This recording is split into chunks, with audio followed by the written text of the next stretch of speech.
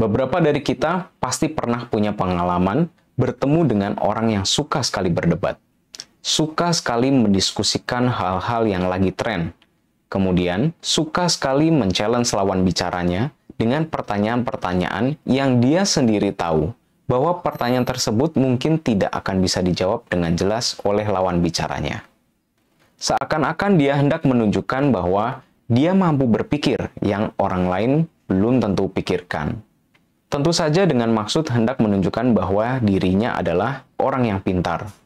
Namun, ketika kita dengar lebih lama dan perhatikan lebih dalam setiap ucapan dan pertanyaan-pertanyaannya itu, semakin kelihatan jelas bahwa dia bertindak layaknya orang pintar, padahal tidak. Apakah kalian pernah mengalami hal seperti ini? Atau kita pasti juga pernah punya pengalaman bertemu dengan orang yang selalu diam mendengarkan, memperhatikan, dan tidak berupaya untuk melawan balik pada saat ngobrol dengan kita. Orang tersebut malah cenderung untuk menghargai pendapat kita. Dan walaupun kita salah berpendapat, maka dia berusaha untuk memperbaiki dengan santun tanpa mengurangi kehormatan kita. Pernahkah kalian bertemu dengan orang seperti ini? Entah orang-orang itu apakah seorang teman sekerja kita di kantor, keluarga kita di rumah, sepupu kita di keluarga, partner bisnis kita, atau jangan-jangan diri kita sendirilah pelakunya. Bila kalian bisa memilih seseorang untuk ngobrol atau berdiskusi, kalian lebih pilih orang yang mana? Atau kalian sendiri ingin menjadi orang yang mana? Nggak salah kalau kita ingin mendapatkan pengakuan dari orang lain bahwa diri kita pintar. Nggak salah kalau kita ingin menunjukkan bahwa pengetahuan yang kita miliki luas. Nggak salah juga kalau kita ingin mendapatkan penghargaan dan penghormatan dari orang lain atas pemikiran-pemikiran kita. Kalau itu semua memang karena kita benar-benar pintar melalui sebuah proses belajar yang dalam. Tapi akan jadi salah bila kesokpintaran kita membuat orang lain jadi merasa tidak dihargai dan akan menjadikan kita rugi kalau kesokpintaran kita membuat kita tidak belajar lebih banyak lagi. Buat apa menjadi terlihat pintar hanya untuk sementara, tapi terlihat bodoh pada akhirnya, daripada terlihat bodoh untuk sementara, namun terlihat pintar pada akhirnya. Kenapa orang-orang seperti ini ada?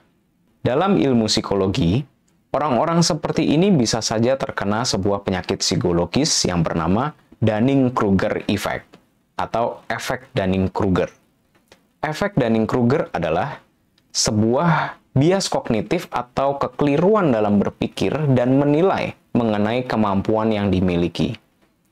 Orang-orang yang mengalami efek ini akan merasa pengetahuan dan kemampuannya lebih unggul ketimbang orang lain, dan ia tidak menyadari bahwa sebetulnya pengetahuan dan kemampuannya itu masih jauh berada di bawah orang lain.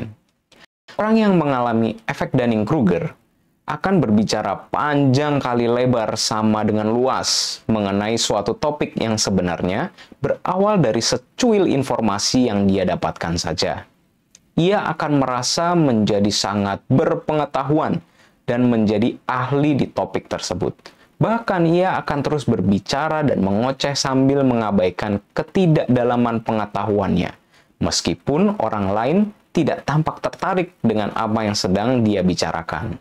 Orang yang mengalami efek ini adalah orang yang tidak mudah dikritik karena mereka merasa dirinya yang paling benar. Orang yang mengalami efek Dunning-Kruger bisa dikatakan tidak begitu pintar atau bodoh. Dia hanya punya sedikit pengetahuan, tapi tidak memperdalam pengetahuannya itu. Ketika dia diberikan pertanyaan-pertanyaan balikan dari lawan bicaranya, dia akan mulai berbicara panjang lebar ke sana kemari dan tidak spesifik lagi karena ketidakdalaman pengetahuannya itu. Terkadang diperparah dengan ketidaknyambungannya antara pernyataan yang satu dengan pernyataannya yang lain. Semakin lama hal ini terjadi, akan semakin jelas dia terlihat bodoh. Ironisnya, orang-orang seperti ini akan selalu mudah untuk diprediksi. Orang-orang seperti ini akan mendapatkan cap yang kurang baik di kelompoknya. Orang-orang ini menjadi kurang dihargai, dan pada akhirnya karena dia merasa kurang dihargai, dan dia harus berpikir dia harus lebih pintar lagi, akhirnya dia menjadi lebih sok pintar lagi. Hal ini seperti sebuah siklus yang tidak ada habisnya, dan dia tidak akan bisa keluar dari siklus itu bila dia tidak pernah mau belajar dan mendengarkan. Berbeda dengan orang yang benar-benar pintar. Seseorang yang benar-benar pintar akan selalu merasa dirinya kurang pengetahuan. Dirinya selalu haus akan pengetahuan, meskipun sebenarnya dirinya sudah banyak sekali belajar dan mendengar. Dirinya menjadikan obrolan-obrolan atau momen diskusi sebagai sesuatu untuk dia pelajari. Orang yang benar-benar pintar tidak akan mudah untuk selalu menjawab pertanyaan secara asal-asalan tanpa memiliki dasar pengetahuan yang kuat dan jelas. Mereka juga akan selalu dapat menjawab pertanyaan-pertanyaan yang dilontarkan dengan singkat, mudah dimengerti oleh siapapun, termasuk orang yang tidak mengerti topik pembicaraan itu sekalipun. Dan jawabannya sangat clear, hampir tanpa menimbulkan banyak pertanyaan lagi.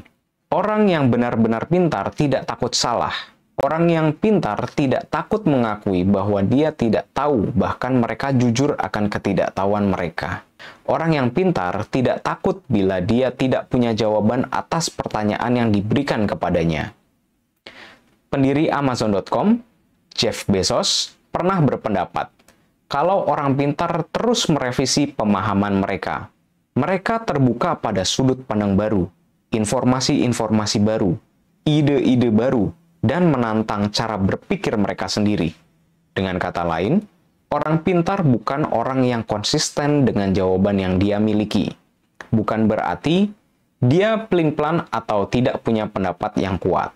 Orang pintar memiliki pendapat yang kuat, namun lemah untuk dipegang. Hal ini penting sekali. Karena apa? Karena hal ini berarti orang pintar tidak terlalu terikat kepada apa yang dia yakini, tidak terlalu terikat dengan apa yang dia kuasai, dan tidak terlalu terikat dengan apa yang dia pelajari. Di mana bila orang pintar ini keblinger dengan hal-hal yang diyakini, dikuasai, dan dipelajari, semuanya itu dapat melemahkan kemampuannya untuk melihat dan mendengar, serta belajar lebih dalam lagi. Kebalikan dengan orang bodoh yang sok pintar dan tidak mau memperdalam pengetahuannya lagi karena merasa dirinya paling pintar tadi kan? Dalam ilmu psikologi, ada yang dinamakan intellectual humility atau kerendahan hati intelektual. Kerendahan hati intelektual adalah kesediaan seseorang untuk menerima bahwa dirinya mungkin bisa salah dan tidak bersikap defensif atau bertahan ketika argumentasi atau informasi yang tidak menguntungkan posisinya terungkap oleh lawan bicaranya. Mereka juga tidak pernah berpikir bahwa pendapatnya yang paling benar. Memiliki kerendahan hati intelektual mendorong kita untuk dapat mengakui bahwa masih ada hal-hal yang belum sepenuhnya kita ketahui. Sehingga hal ini dapat membuat kita untuk terus tidak berhenti belajar.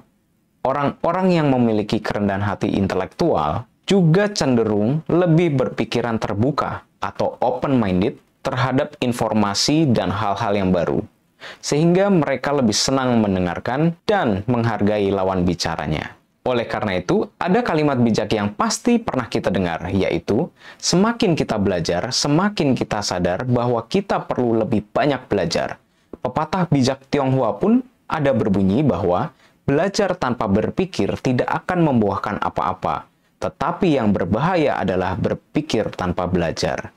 Jadi, kalau kita ingin orang lain menganggap kita pintar, hal terbaik untuk dilakukan adalah jangan sok pintar.